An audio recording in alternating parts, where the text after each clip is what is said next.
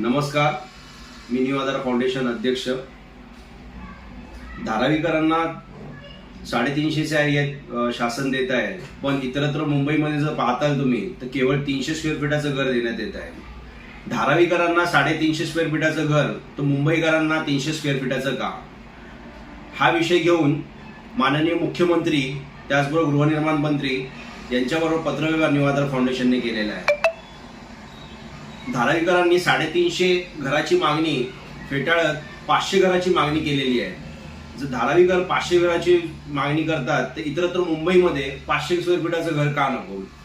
धारावीला जर 350 स्क्वेअर फीटाचं घर मिळत असेल तर इतरत्र मुंबईमध्ये 300 स्क्वेअर फीटाचं घर का? हा इतरत्र लोकांवरती अन्याय नाही का?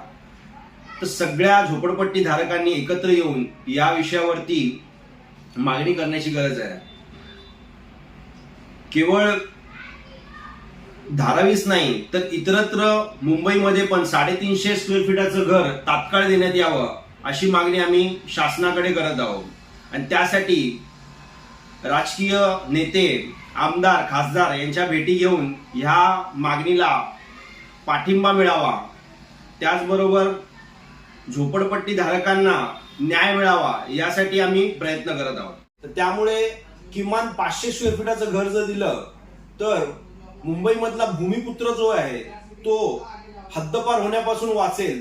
जर वेळोवेळी आपण जर बघतो, जेव्हा पण झोपडपट्टी पुनर्वसन योजना राबवली जाते तेव्हा तिकडचे झोपडपट्टी धारक हे उपनगरामध्ये शिफ्टिंग होतात आणि त्यामुळे मुंबईतला मूळ मुंबईकर हा हद्दपार होत आहे इकडून.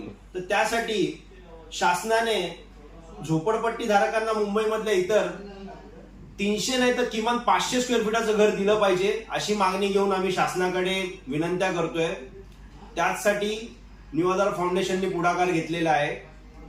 मुख्यमंत्री, गृहनिर्माण मंत्री यांच्याबरोबर पत्रव्यवहार चालू आहे.